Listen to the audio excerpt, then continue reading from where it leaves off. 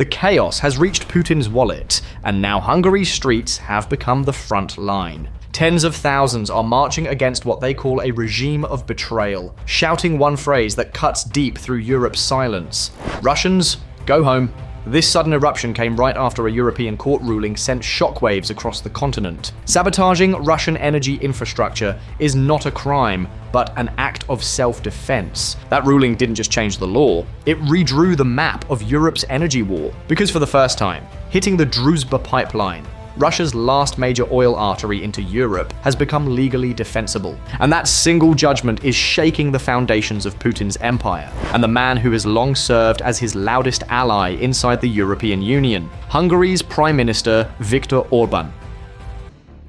The ruling has set off panic in Budapest. Within hours, Orbán took to national television, calling it a terrorist threat against Europe. But for the crowds outside his parliament, this isn't terrorism, it's liberation. Hungary's streets filled with citizens demanding an end to Russian influence and an end to Orbán's long entanglement with the Kremlin. For a leader who built his career opposing Brussels and embracing Moscow, the chants of "Russians go home" are more than a protest. They're a warning that his time may be running out. Orbán has long styled himself as the EU's defiant outlier, the one who says no when the rest of Europe says yes. In his latest speech, he accused the bloc of dragging the continent into war, saying, "Brussels decided to go to war. 4 war countries have already formed a war alliance. They call it a coalition of the willing. They are willing to send others to die." This speech wasn't just defiance, it was desperation. While Orbán repeats Moscow's language of peace, Hungary's economy and his political grip are crumbling under the weight of corruption, inflation, and isolation. For years, Orbán has used Hungary's veto power to block EU decisions, from halting arms deliveries to Ukraine, to sanctioning Moscow,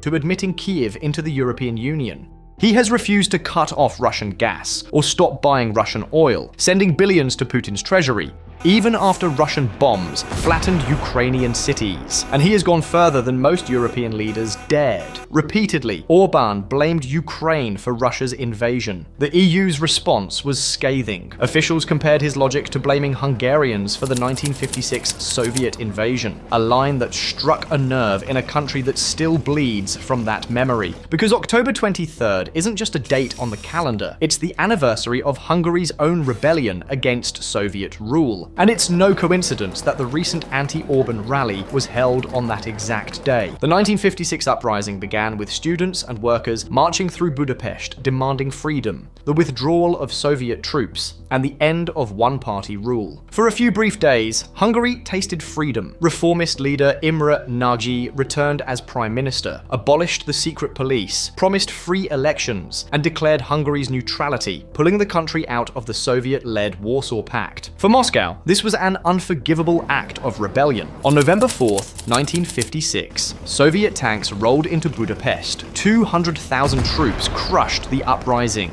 Over 3,000 Hungarians were killed. Nagy was arrested, executed, and replaced with a puppet regime. 200,000 more fled into exile. The message to Eastern Europe was clear: freedom would not be tolerated. That's why, nearly 70 years later, the chants echoing through Budapest, "Russians, go home," carry such power. To many Hungarians, Orbán's alliance with Moscow feels like history repeating itself. And leading this new wave of resistance is Peter Magyar, a former insider turned dissident. A lawyer and once a loyalist of the ruling party, Magyar broke ranks and became the voice of a movement that now threatens to topple Orbán's rule. His rallies have drawn hundreds of thousands, unified by anger over corruption, falling wages, and what they call Hungary's foreign servitude to Moscow. At the October rally, Magyar's speech evoked the same defiance as 1956. Hungarians who gave their lives for their homeland and freedom, we who on this day are gathered here in Hero Square, this fate is now ours. To be worthy heirs to the heroes of 1956, we must stand together and reunite this nation. For Orbán, this wasn't just opposition,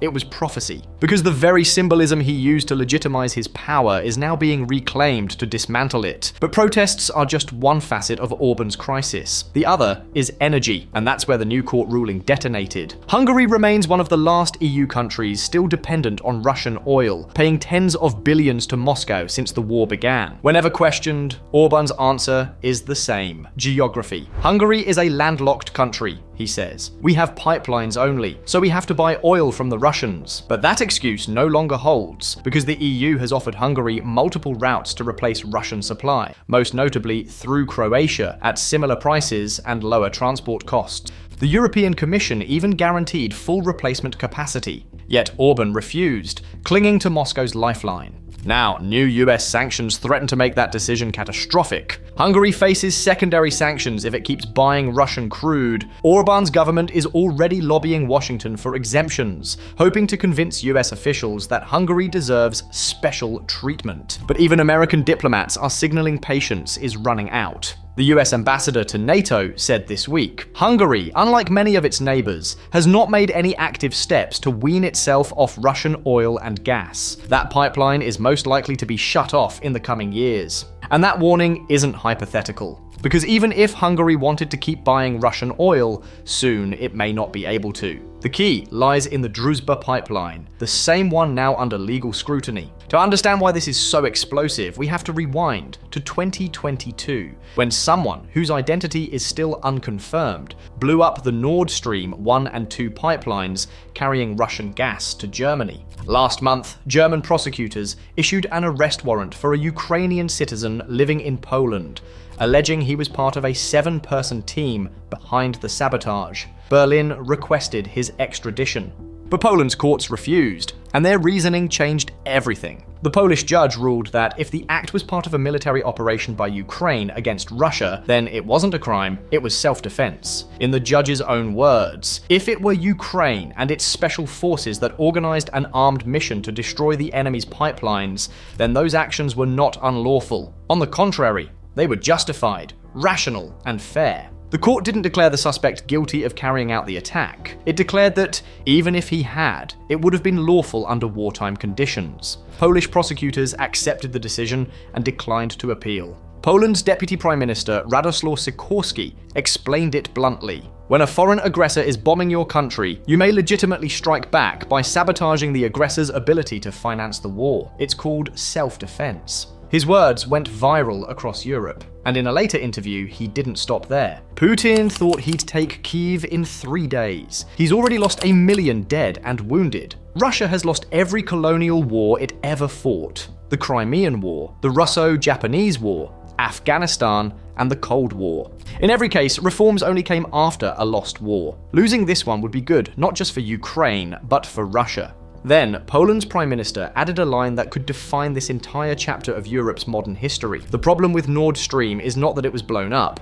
The problem is that it was built. That statement captured an emerging European view. Russia's energy infrastructure is fair game. Which brings us back to Hungary and the Druzba pipeline. Stretching from Belarus through Ukraine to Slovakia and Hungary, it remains one of Putin's few remaining arteries to Europe. For the Kremlin, it's not just infrastructure, it's survival. Despite sanctions, Russia still earns billions annually from the oil flowing through Druzba. Ukraine has so far resisted cutting it off, fearing backlash from EU states. Every attempt by Brussels to authorize a shutdown has been blocked by Hungary's veto. Now, that shield may be cracking.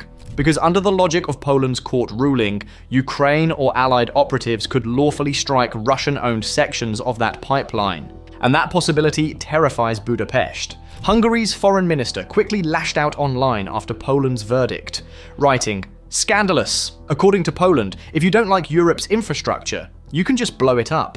With this, they permit terrorist attacks in Europe. Poland has not only released, but is celebrating a terrorist attack. His outrage might sound righteous, but to many Europeans, it rings hollow. Because, as critics point out, if Hungary's government truly opposed terrorism, perhaps its prime minister shouldn't be shaking hands with one in the Kremlin. The truth is simpler. Hungary's economy depends on Russian oil, and this new legal reality makes that dependence a direct liability. To clarify, the Polish court didn't grant permission to blow up anything. It recognized a legal principle that a nation under attack has the right to disrupt its aggressor's ability to wage war. The Nord Stream attack took place in international waters, not on EU soil. And while no court has proven who carried it out, the logic remains. Russia cannot expect Europe to protect the very systems funding its missiles and drones, and that's the moral crux of this story. For over 2 years, Russia has bombed Ukrainian hospitals, schools, and apartment blocks. We've seen footage of kindergartens reduced to rubble. Under such conditions, Ukraine's sabotage of Russian war assets isn't terrorism, it's survival. And that reasoning now carries the weight of European law. For Orbán, this verdict strikes politically and personally. The Druzba pipeline, his lifeline to Moscow, now carries risk instead of leverage. The protesters filling Budapest's squares know it too. They see a leader clinging to an empire that no longer exists, defending a partner the world has condemned. And with Hungary's elections just 6 months away, those chants of "Russians go home" could soon become the sound of a government collapsing under its own contradictions. As Europe's courts redefine the rules of war, and as Hungary's citizens reclaim the memory of their own uprising, one question now looms over Budapest. Will Viktor Orbán go down defending Putin's oil? Or will Hungary finally reclaim its independence for the second time in 70 years?